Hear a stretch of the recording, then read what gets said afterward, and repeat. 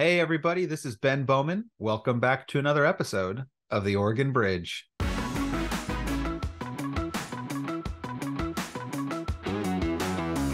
probably would be political suicide for a leader of either party to stand next to the president of the other party and support their agenda in some way. Even though Dirksen did that repeatedly with Kennedy and Johnson, and Mansfield did it even with Richard Nixon. So it is possible, but not very likely given these, ultra hyper partisan attitudes that have overtaken American politics in the 21st century. All right, folks. Today we have an interview that I've been looking forward to for a very long time. I got to speak with Marc Johnson. Marc is the author of the brand new book, Mansfield and Dirksen, Bipartisan Giants of the Senate. Marc is an awesome guy. He lives on the Oregon coast now, so he is an Oregonian. And he's had a very storied career in politics and journalism. So his writing on politics and history has appeared in the New York Times, the Washington Post, and many other entities. He chaired both the Idaho Humanities Council and the Federation of State Humanities Councils. He's taught courses on politics and history at both Boise State University and the University of Arizona. And in addition to working as a broadcast journalist, he worked at the highest levels of state government, including as press secretary and chief of staff to former Idaho Governor Cecil Andrus. Cecil Andrus, who we talk about a little bit in this podcast, a very famous politician from Idaho. He served as Interior Secretary in the Carter administration, and I think is the longest serving governor in Idaho history as a Democrat, non-contiguous terms. Super interesting guy. And Marc knows him really well. Marc's a talented writer. I really enjoyed reading the book. It's readable, it's funny, it's intimate.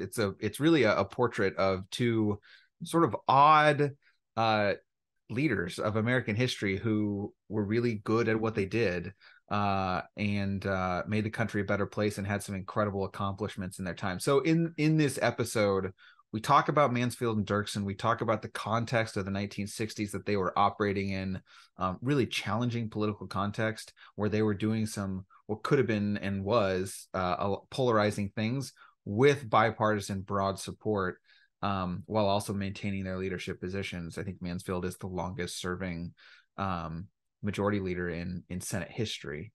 So we talk about that, but then we also talk about today, and we talk about Oregon. So I think that part of the conversation I most enjoyed was hearing Marc talk about this question of, is this dynamic possible today? A lot has changed in America's political system since the 1960s when these two gentlemen were minority and majority leader. And then we also talk about lessons for Oregon leaders and what leadership lessons and strategic lessons could be learned from how these two navigated their jobs during a tough time. So there's a lot we cover in the episode. I really enjoyed talking to Marc. And if you have any interest in the history of the United States Senate or a case study on how bipartisan leadership actually works and the personality traits and approaches of two people who did it as well as anyone in American history, this is a book that you should read. I highly, highly recommend it. And I hope you enjoy this week's episode with Marc Johnson. Now that the legislative session is over, it's time for Oregon's activists, candidates, and political committees to turn their attention to the 2024 elections. With government regulation of political activities becoming more complicated nearly every year, and with political actors increasingly initiating complaints and litigation to achieve political goals, having experienced legal counsel has become critical to success in the political arena. Harang Long PC has represented clients involved in candidate and ballot measure elections for decades. To learn more about Harang Long's political law practice, check out our website at harang.com. That's www.harrang.com.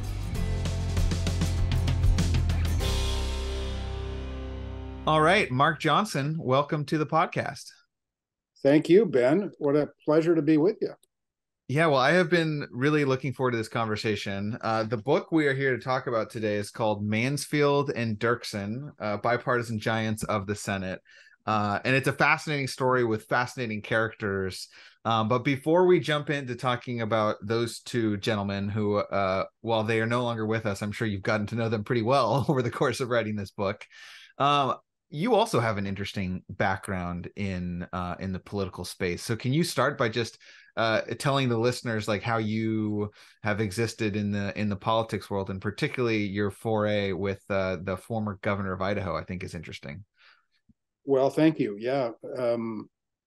I always say I've had a checkered career. I started out as a reporter, went to college, studied journalism in my Midwestern home, South Dakota, and took a job pretty much right out of college in Boise, working for the CBS affiliate there, covering city government and eventually the legislature.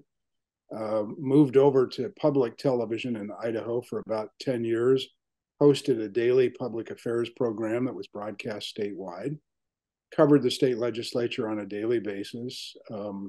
Really, it was the dream job in a small state with a statewide reach of a program with no real adult supervision for us, so we could do whatever we darn well pleased 5 nights a week. It was great. Not the kind of job that you put two kids through college I bet. doing, but it was great fun. I left public television in Idaho at the very end of 1985 and went to work for then former governor and former Interior Secretary Cecil Andrus, who was about to launch a political comeback and try to win the governorship again. Andrus had been elected governor in 1970, again in 1974, went to Washington to be Jimmy Carter's Interior Secretary, then came back to Idaho, was out of public life for a while. I went to work on his campaign as his campaign press secretary. He won a very close election in 1986, and I became the governor's press secretary for the next 4 years. He ran for the fourth time successfully in 1990. So I just have to pause, Ben, and say this guy was a remarkable political character. Elected governor as a Democrat in Idaho, espoused conservation and education principles as the foremost things he believed in. Elected 4 times in 3 different decades, longest serving governor in the state's history. And I had the pleasure of working for him for about 9 years, eventually became his chief of staff. And then after 1994, I went to work running the Boise office of a firm called Gallatin Public We've Affairs. We've got a branch in Oregon, or at least Yeah, they work in and Oregon. Yeah. I ran the Idaho office in those days and was president of the company for a while. And then I retired about 10 years ago and moved to the Oregon coast with my wife and started writing history. Awesome. That is, I mean, you've got a strong political pedigree there, and I think so. Cecil Andrus must have been governor during the Mansfield Dirksen era, or no? I guess that would have been before his time a little bit. Well, no, actually, he at the very end of or the very beginning of his career, Mansfield was still a majority leader in the Senate. I don't think they ever really knew each other very well, but Western politicians tend to flock together. Yes. And Andrus had great Oregon antecedents. He was born in Hood River, grew up in the Springfield, Eugene area, went to Eugene High School, 1 year of college at Oregon State before he enlisted in the Navy during the Korean War. And then after that military service, moved to Idaho and eventually got elected to the state legislature. And at 39, at the ripe old age of 39, was elected governor. Pretty remarkable on a couple levels, not the least of which is being a Democrat elected in Idaho. Well, he was a wonderful guy. He was the best possible politician to be a press secretary for, because he really didn't need a press secretary. He was so good with reporters and meeting people. It was great fun to work for him. The experience of my life, no question about it. That's awesome. So let's talk about Mike Mansfield and Everett Dirksen. We'll talk about the politics and some of their policy accomplishments and the context in within which they're operating. But these are two interesting people who have very different personalities and bring very different skill sets to the table, but eventually become, I think, like at one point, one of them says, maybe they both say it, they love each other. Like these are more than just like coworkers who get along. Like they have a genuine affinity for one another. Can you tell us a little bit about these two characters and who they were and what they were like? Well, you're absolutely right, Ben. They were both fascinating personalities, and about as different personalities as you can imagine in two human beings. Mansfield his mother died when he was quite young. Mm-hmm. He wound up getting shipped off to Montana from New York City at a very young age to live with relatives. He was kind of a wild kid, kind of dropped out of school, got in a little bit of trouble, finally lied his way into military service during the First World War, lied about his age, fabricated his birth certificate so he could enlist in the Navy, and served in World War I. Ultimately, wound up serving in all three branches of the military, in the Army and the Marine Corps.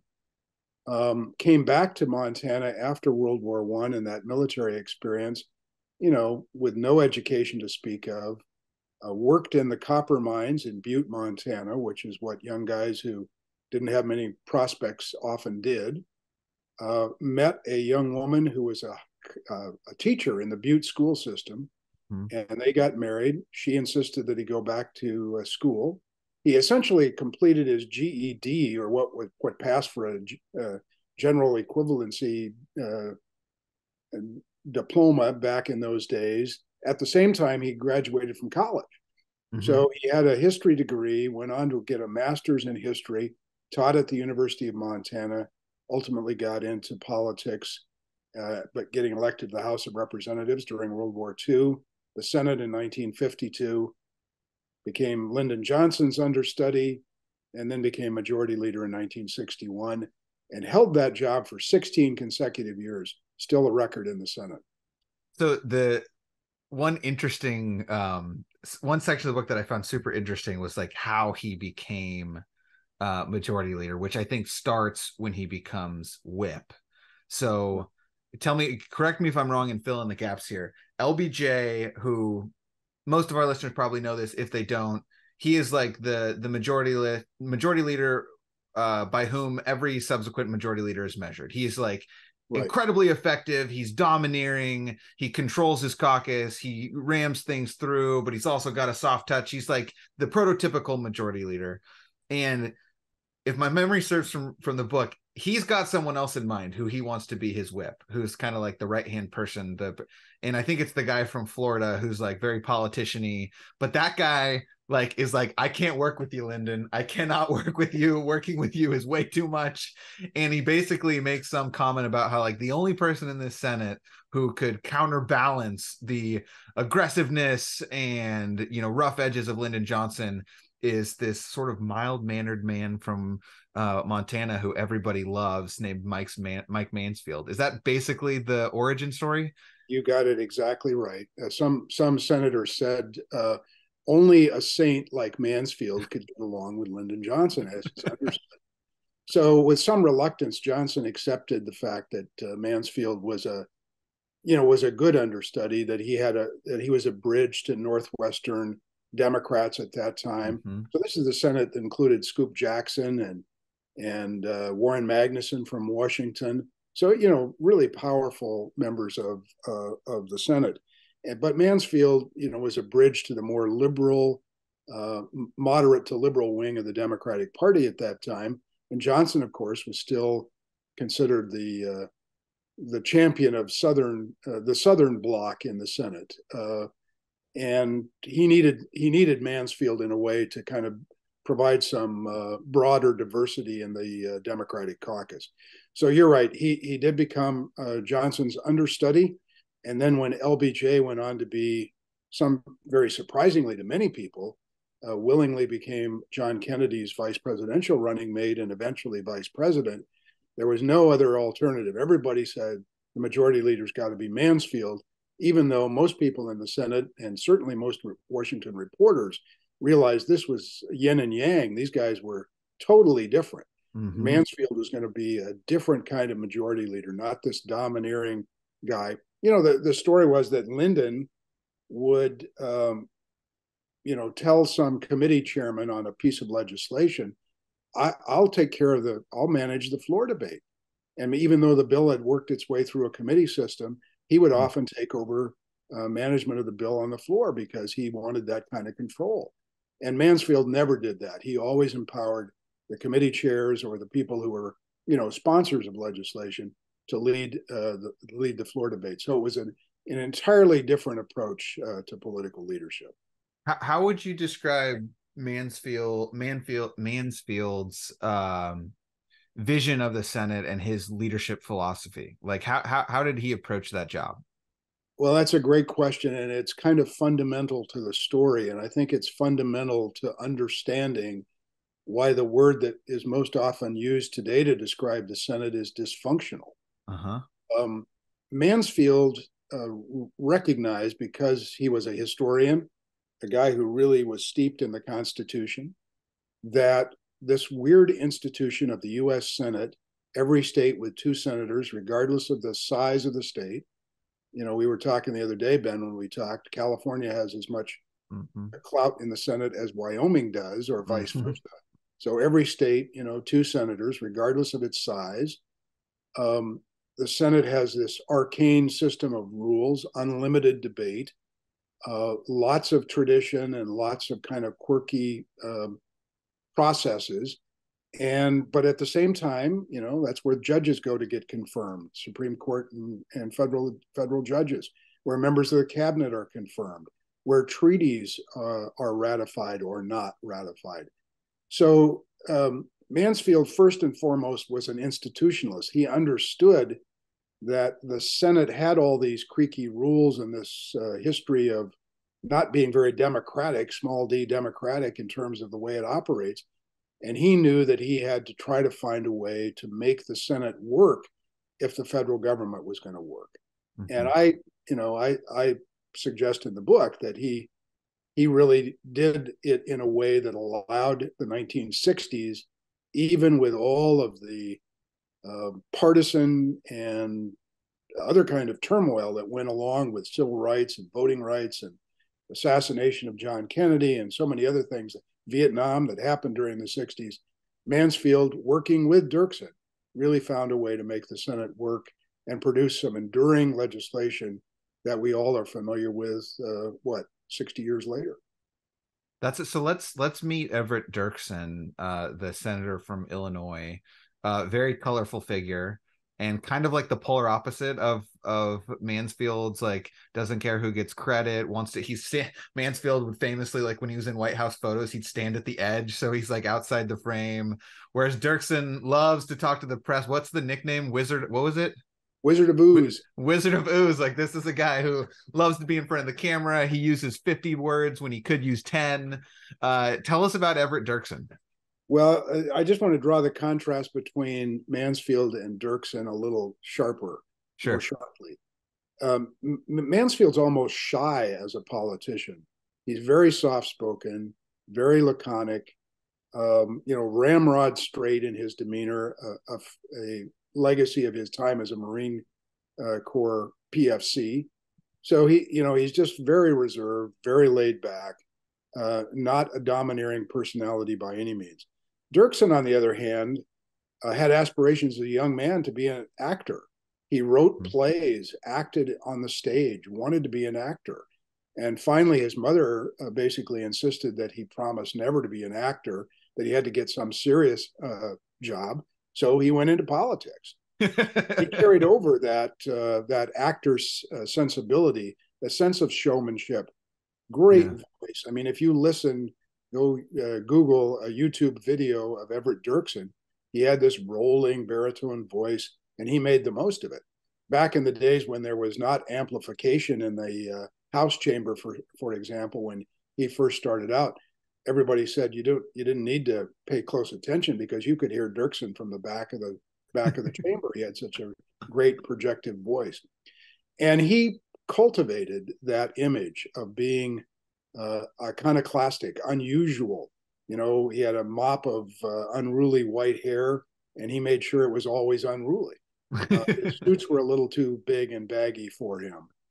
He had a great sense of humor, could tell great stories.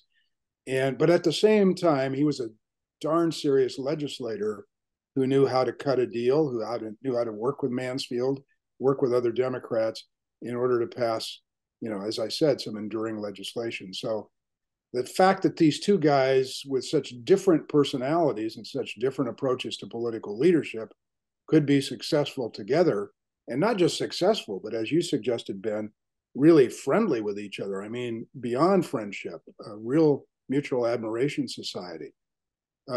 When the Mansfield Center at the University of Montana was being established in the late 60s, and I'm proud to say I'm a fellow at the Mansfield Center, which is a great honor for me. Dirksen wrote letters to some of his top political contributors asking them to send money to support the Mansfield Center.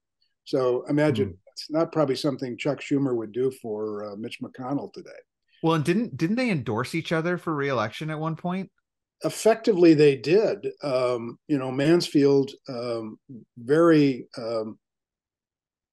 happy to have Dirksen reelected in 1962 when he got a pretty stiff challenge in Illinois. 2 years later, Mansfield's running for reelection in Montana. Dirksen's cornered by some reporters, and they ask him about is he going to be campaigning around the country for Republican candidates? And he said, I'll go anywhere, just don't ask me to go to Montana. That's amazing. Again, not something you can imagine at all today. Really, I can't imagine that at basically any level of government. Before we go to context, and we're going to tie this back, as I will have mentioned in the intro, to not just the contemporary moment of American politics, but also to Oregon specifically. I want to do one quick little. So I think this is true. Correct me if I'm wrong here. Dirksen never served in the majority in his 18 years in the Senate. He was always in the minority. And yet your book makes the claim that he became one of the most powerful and influential leaders in the country as someone who always was in the minority. Oregon Republicans might look at a figure like Dirksen and say, hey, we've been in the minority for 18 years or whatever. What was Dirksen's secret? What made him, how was he able to be a genuinely powerful and influential figure without ever, in fact, I think during most of the period of this book, not only was he not in the majority in the Senate, but the House was controlled by Democrats and the White House was democratically controlled. So how do you understand the factors or skills that he possessed that actually made him really broadly effective and influential?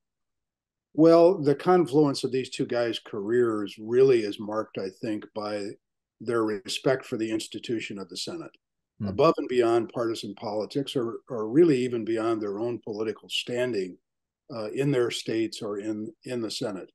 So they really believed in the institution and trying to make the institution work in the broader public interest at the time.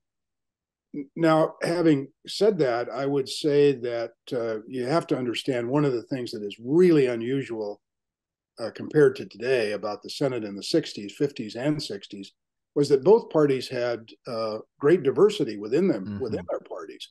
There were liberal Republicans and conservative Democrats, and you hardly have any of that today in politics at the state or federal level.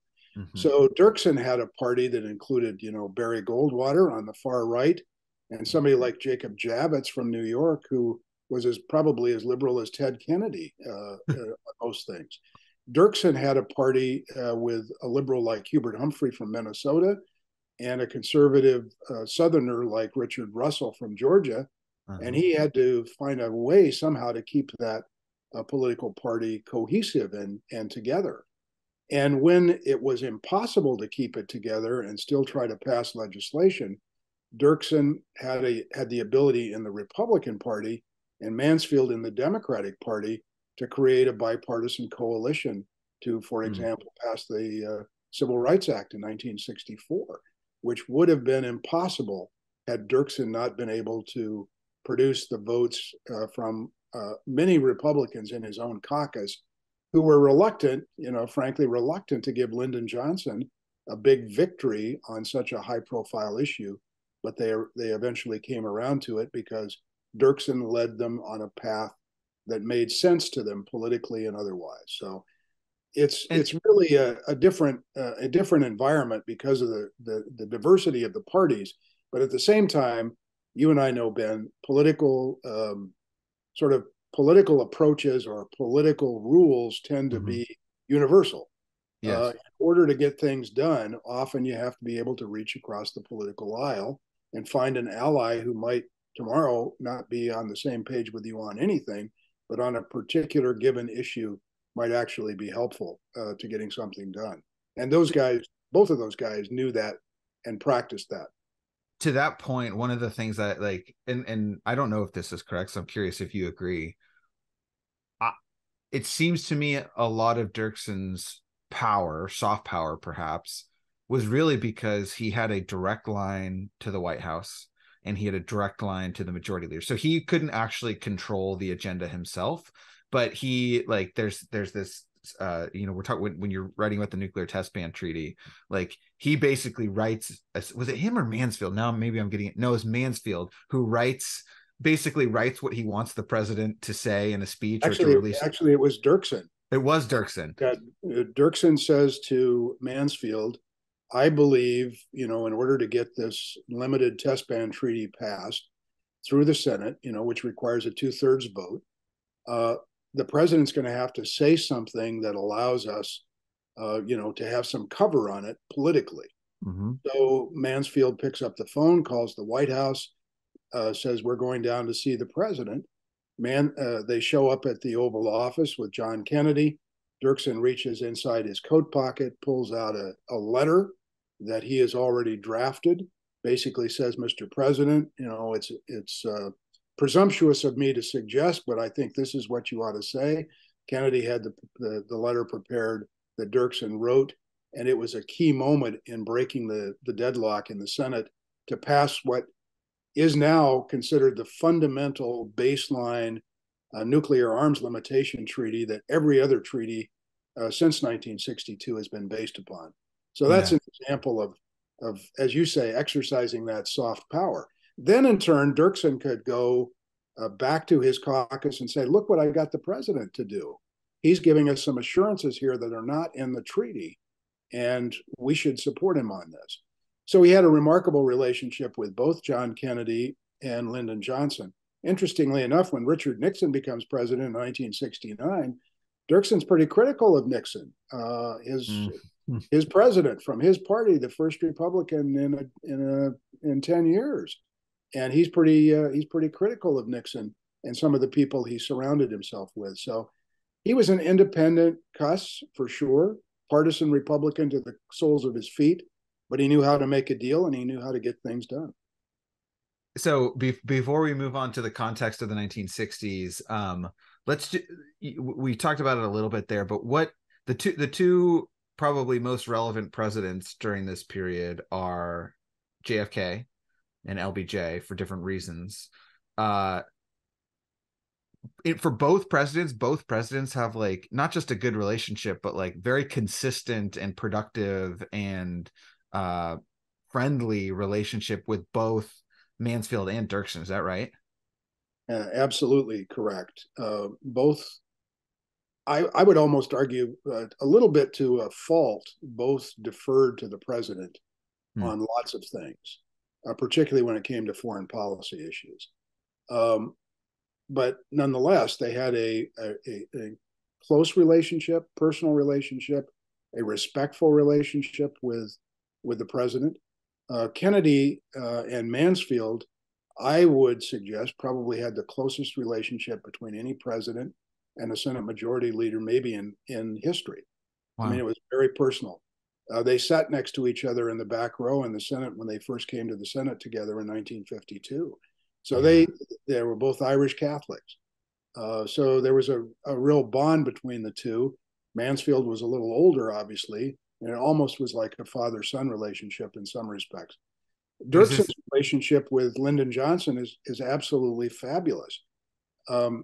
One of the real fun things about researching the book, Ben, was all of these telephone conversations that Lyndon Johnson recorded in the Oval Office Mm. are available now through the Miller Center at the University of Virginia. So you can listen to these incredible conversations between the President of the United States and the Senate Minority Leader on all kinds of things where they're joshing around and kidding with each other. And Johnson suggesting that, Dirksen needs to go get a good steak dinner and a big glass of bourbon and a woman at one time.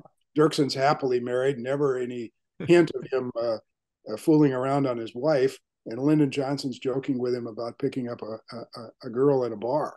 So it's just incredible, the relationship and the candor and frankly, the trust between these people. They knew, I think, instinctively and based upon their experience that they weren't going to get a fast one pulled on them if they placed their trust in each other. One of the other cool things about your book is that there's pictures throughout the book of these figures. And one of my favorite pictures is like some congressional baseball game. I don't know if it was like the same one that there is today, but JFK is the catcher. Mike Mansfield is the umpire, which I think you draw a metaphor there with Mansfield being the guy calling balls. I can't remember who the hitter was, but it was just pretty incredible. Scoop Jackson, of course. Yeah. So really cool photo. Okay, so in the interest of time, let's shift to the context of the 60s. In the introduction, here's a section that stuck out to me. You used some of this language actually already. But the promise of a new frontier ushered in with John F. Kennedy's razor-thin presidential victory in 1960, 113,000 votes would have changed the outcome, electing Richard Nixon, gave way to superpower rivalries, including the closest the world has yet come to nuclear war, social and racial strife, political assassinations, and a tragic war.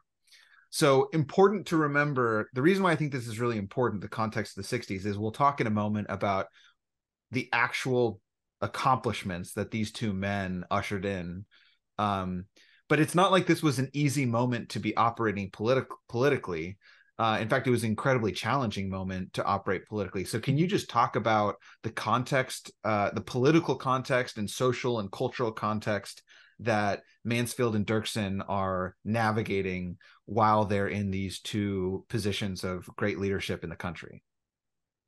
Yeah, I think you have to start with the reality, and it certainly was widely felt in political circles in 1960 and 61, that you have the youngest guy to ever be elected president, John Kennedy, replacing the oldest man to that point who had served as president, Dwight Eisenhower.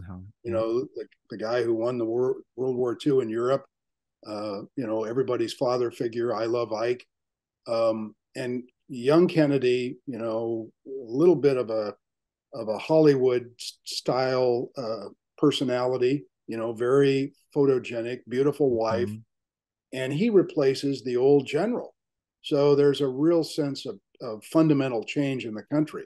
Then, right off the bat, Kennedy stubs his toe big time by going through with a plot that had been hatched during Eisenhower's administration to send a bunch of Cuban exiles to invade Fidel Castro's Cuba, which the Bay of Pigs, horribly wrong. The Bay of Pigs, followed by an emboldened Soviet Union deciding that they're going to test this guy Kennedy by putting nuclear missiles in Cuba.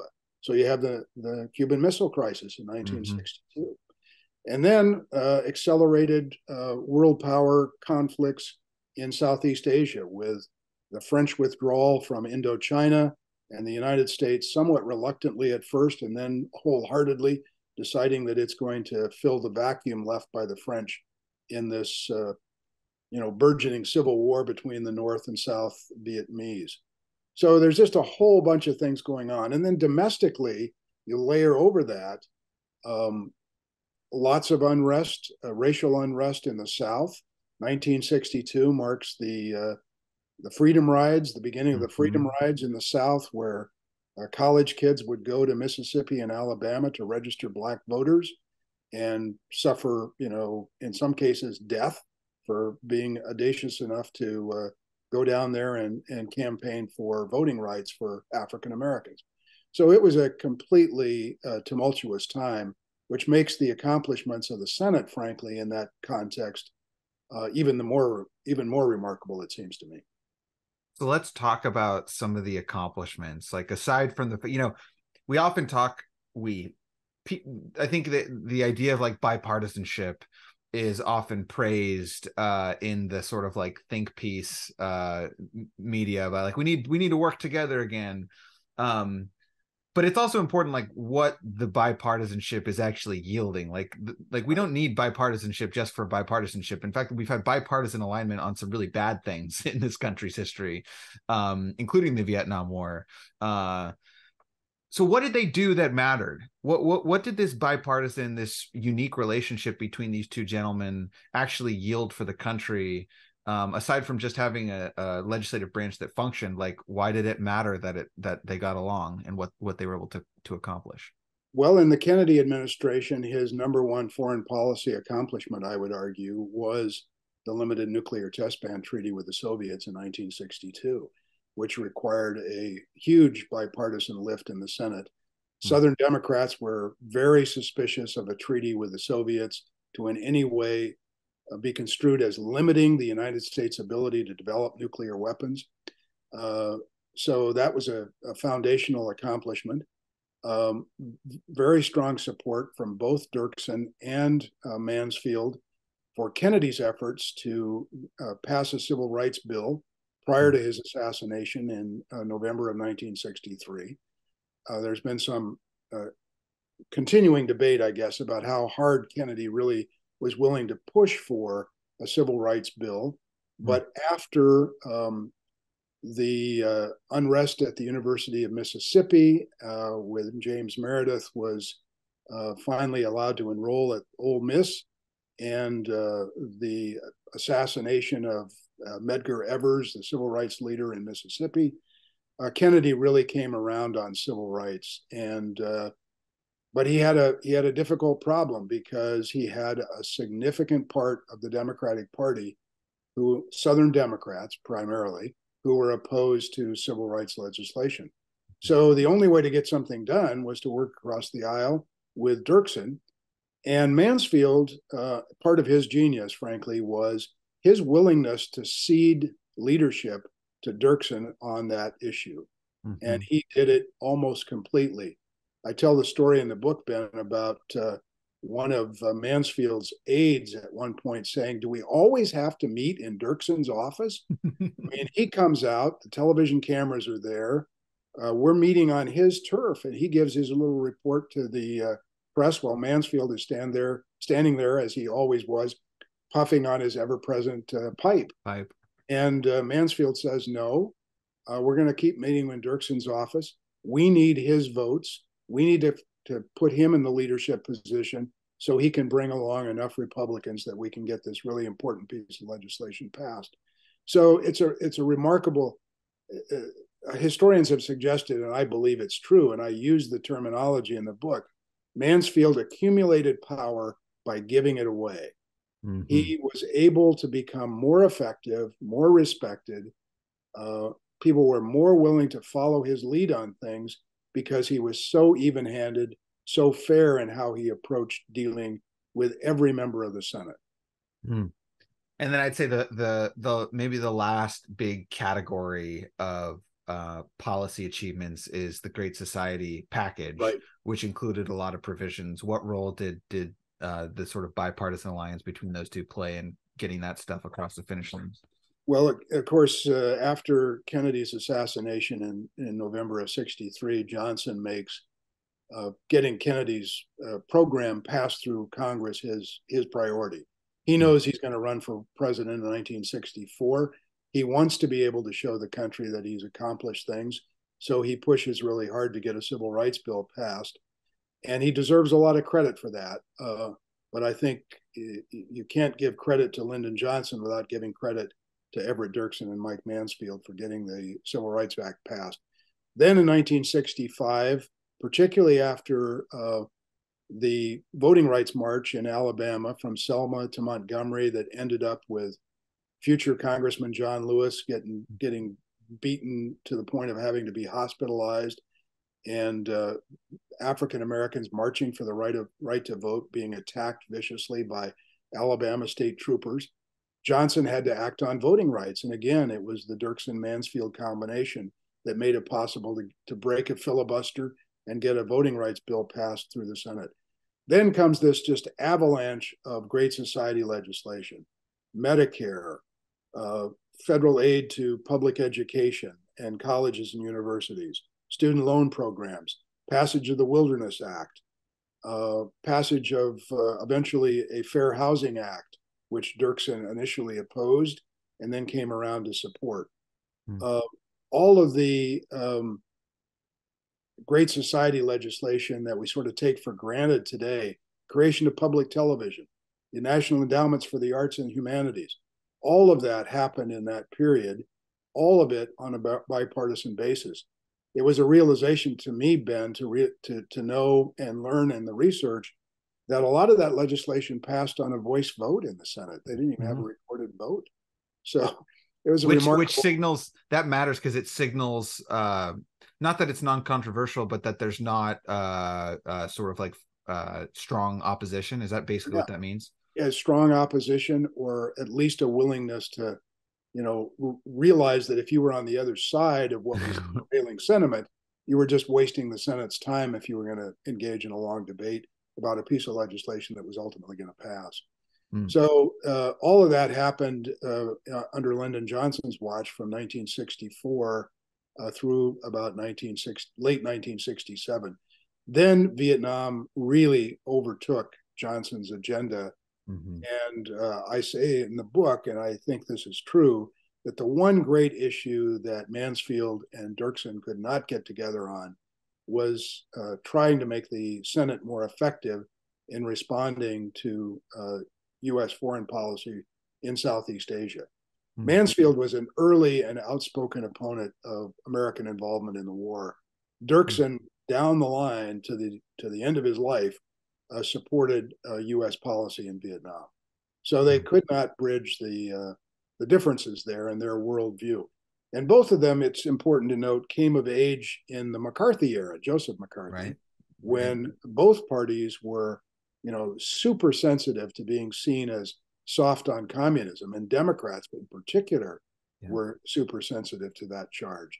So it's remarkable in many ways that Mansfield was a leading opponent of the war, but he still tried to be constructive in his opposition, suggesting to Kennedy and ultimately suggesting to Johnson that a negotiated settlement of the war was the only possible way to get the United States extricated from that awful jungle war. And, took another president, Richard Nixon, to finally, or Gerald Ford even, to finally bring an end to American involvement in Southeast Asia. I think it was Mansfield. There's this story in the book where McCarthy's like going all around the country and he's campaigning and he's doing his thing. And then he was campaigning against Mansfield, I think, and Mansfield gets elected. He's at the Senate and they get on an elevator together, and McCarthy goes, so how's it going? How's Montana, Mike? And he goes, a lot better since you left. Was the line, I think. That's about the most pointed thing Mansfield ever said to any politician. Would be that kind of throwaway line. A lot better since you left. Yeah. Okay, so in our last 15 or 20 minutes here, it's very easy to look back at the good old days and say, oh, life was so much better, or politics was so much better back then when people could work together. The natural question, I think, at least for me, is like, is it possible today? Is it possible to have a Mansfield-Dirksen relationship? Is it possible for incredibly big, let's just say, impactful legislation like the stuff we've talked about to be bipartisan? I want to read a couple excerpts from the book and then have you kind of reflect on this question. Is it possible today? First, from page 62, you're talking about elements of leadership.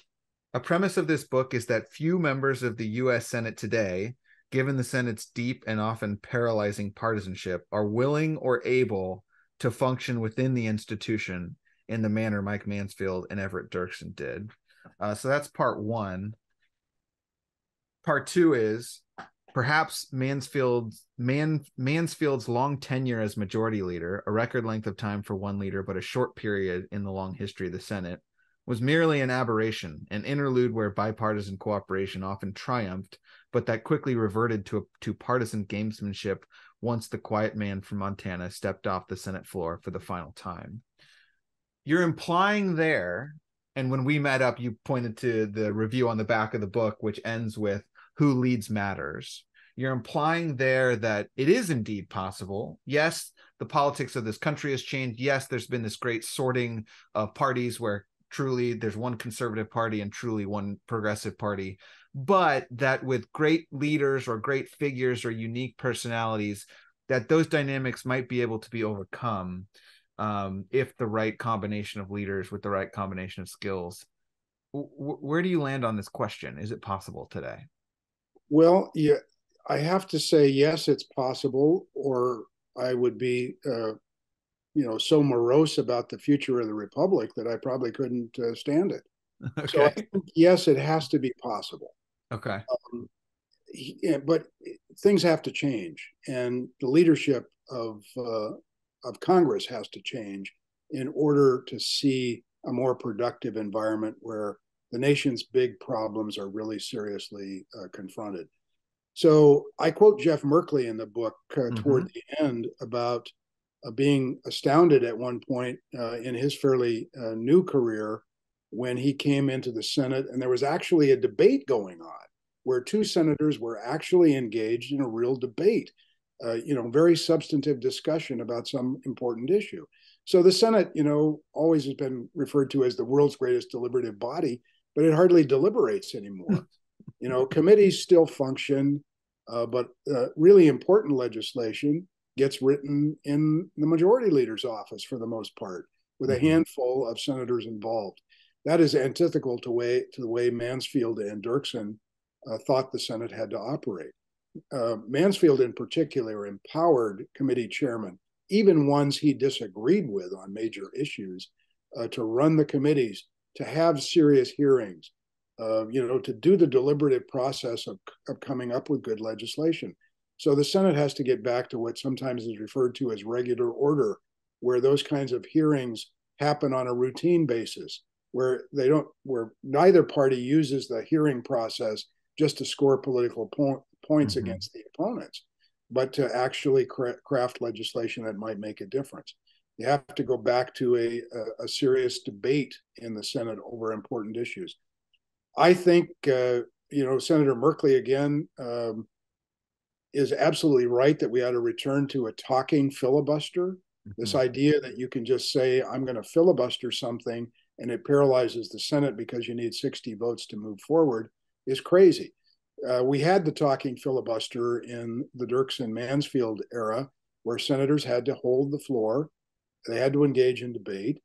And Mansfield did it in a way that people respected the process. And he didn't try to keep them up all night and wear them down and bring in pots. So he said, elderly senators were padding around in their house slippers.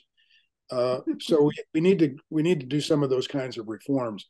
Where I draw the line and where I think reality should draw the line is that we're not going to change the Senate institutionally in any fundamental way. So you see a lot of ink get spilled on, well, we need to reform the Senate by, apportioning it differently. Well, that requires an amendment to the Constitution. That's a non-starter right off the bat. Not going to happen. So I think the Mansfield philosophy here was that every senator, regardless of his position, regardless of his seniority, his importance, had a responsibility to the institution to try to make it work. And he tried to lead by example with his devotion to complete candor, trustworthiness, honesty, fair dealing. And that's the way the Senate has to operate if it's going to change. And that requires, I'm sorry to say, but it does require different, better quality leadership. People who are committed to not just their party, not just to the next reelection, but to going back to Washington, D.C., certainly to represent their state, but not to be just a first and foremost a gun-toting partisan who is willing, always looking for an opportunity to score a point on the opposition. So let me ask you this, because I've been thinking I would about just this. say parenthetically for Oregon voters and Oregon Yeah, political buffs, the state has that kind of a tradition in the Senate yeah, in key that's respects. Back in the Hatfield era, when Ron Wyden and Gordon Smith served together in the mhm. Senate, you saw that in a way that, frankly, you don't see very often these days. So it is possible with better people in those positions. And I think Oregon's got a couple of pretty darn good senators, and there are good Republican senators too. They're just too often hamstrung by the constraints of being a partisan within their party, as opposed to being able once in a while to step out of that role and put the national interest ahead of their own party interest.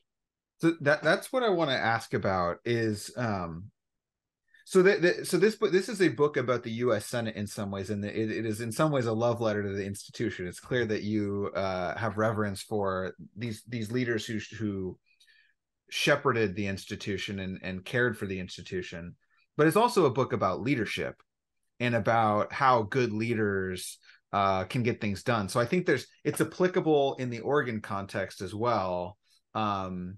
Partisanship is a dynamic in the United States, period, regardless of which level you're operating. And it looks a little different at the national level than at the state level, than at the local level. But any elected official right now is navigating partisan challenges. So here I'll ask you the question this way.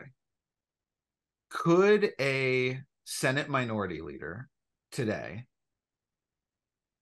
stand beside a president of the opposite party and the majority leader of the opposite party and support their domestic agenda or international agenda, support their agenda, and be able to retain their position of power?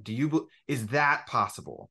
Because I think part of the problem here is like the parties are so far apart, right, that for someone to stand next to the person who they're painting as evil and an entire campaign apparatus, $1 billion+ spent saying they're the bad guys who are running this country into a ditch. It seems like the political risk of, especially at the national level, to stand next to, either Joe Biden or Donald Trump and tout a policy agenda could be career suicide. What do you think about that? Yeah, you have returned me to my pessimistic roots here, Ben, with that question, because I think you're absolutely right. It probably would be political suicide for a leader of either party to stand next to the president of the other party and support their agenda in some way.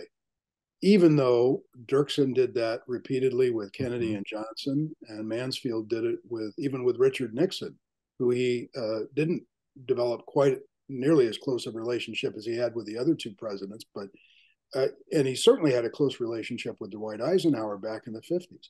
So it is possible, but not very likely, given these ultra hyper partisan attitudes that have overtaken American politics in the 21st century. It's really hard to see how that happens. I do think for me, part of it, so the first campaign I really worked on was the John Kitzhaber 2010 campaign. And I remember one of his TV ads in that campaign, there was a line he goes, there have to be things you're willing to fight for, and there have to be things you're willing to lose for. And I do think part of the issue here this is along the lines of like, we need to elect better people, whatever that means, is okay, maybe it does end your career, but maybe that was the right thing to do. maybe you made it to the United States Senate, you made it to be the minority leader, and you've got this moment where you have a choice. You can either preserve your status as a senator for the rest of your career, or you can choose a strategic and important stand to take that maybe helps diffuse some of this partisan tension we've got and accomplishes a major policy win that the country desperately needs. And like, maybe there's a right time to use all the political capital you've been building up throughout your career and end it.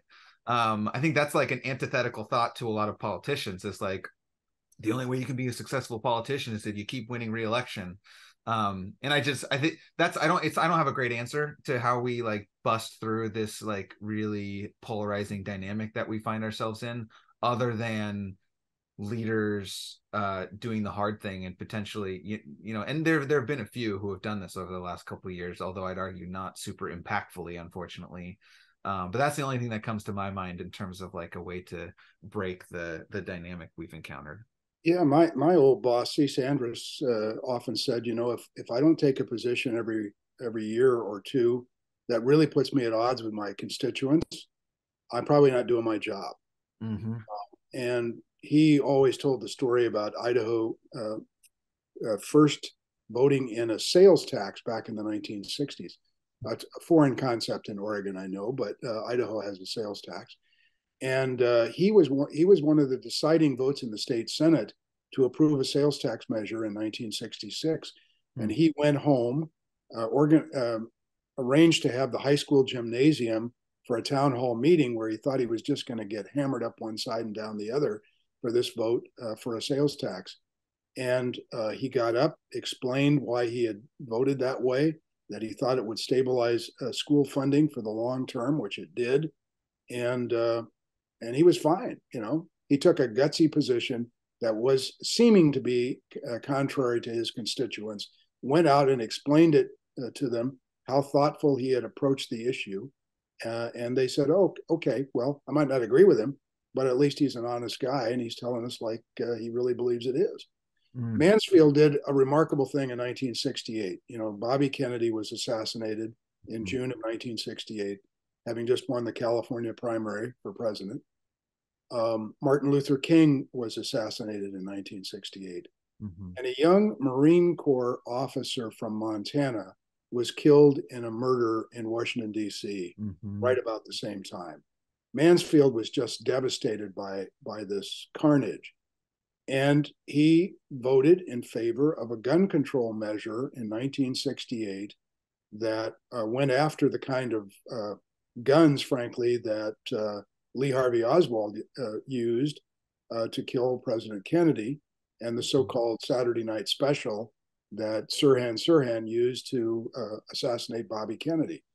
And he voted for that in Montana at a time when he knew his constituents were adamantly opposed to gun control.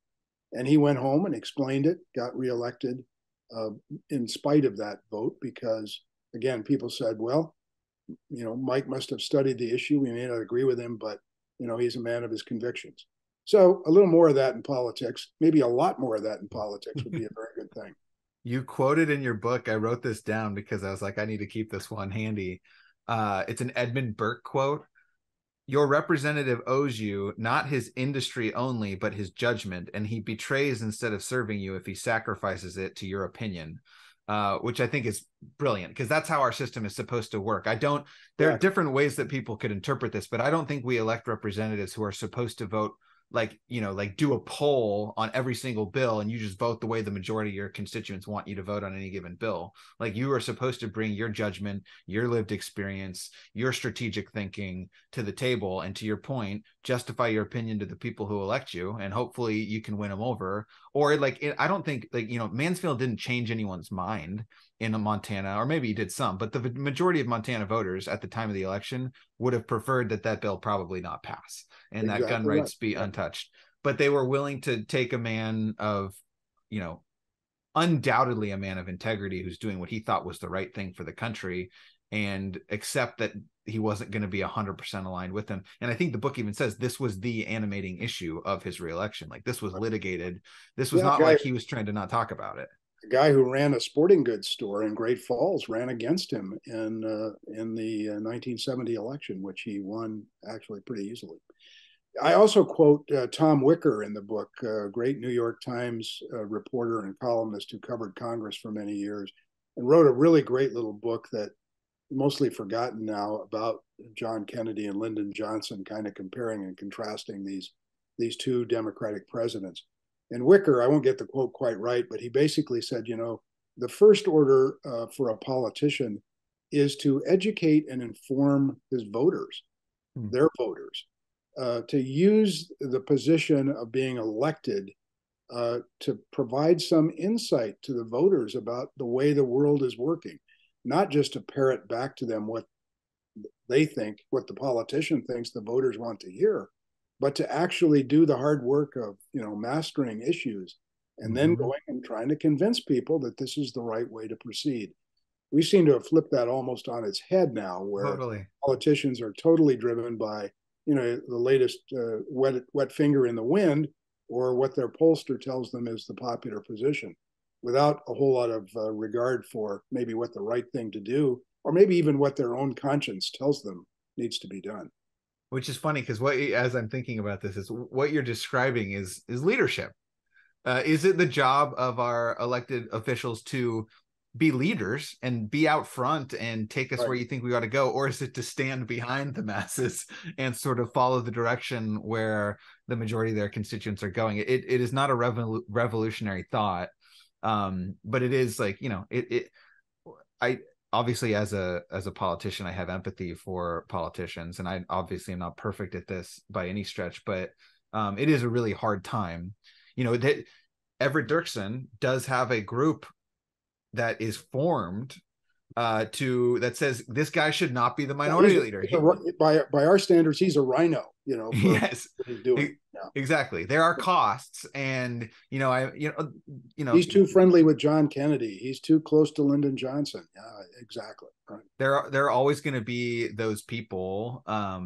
And by the way, there are times, I think, when principled opposition to the party in power is not just warranted, but critical to democracy. I think we actually saw a lot of that in 2016 to 2020, my personal opinion. Yeah, absolutely right. That's a basic tenet of a democratic system.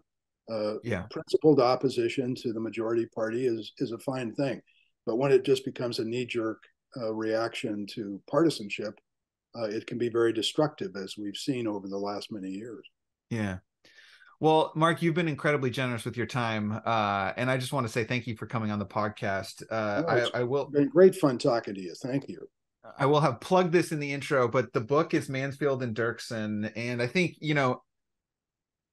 for me, I enjoy reading books about history as much as any other subject, particularly political history, because I do think, like, there's a couple moments in this book where you're reading and you're like, oh my gosh, that is like identical to the context that we're navigating today in specific settings. So I think there's a ton of use for current leaders to be studying how people who were super successful in their roles, like Mansfield and like Dirksen, what they did, how they approached the job, whether they had an ego or didn't, whether they talked to the press or they didn't.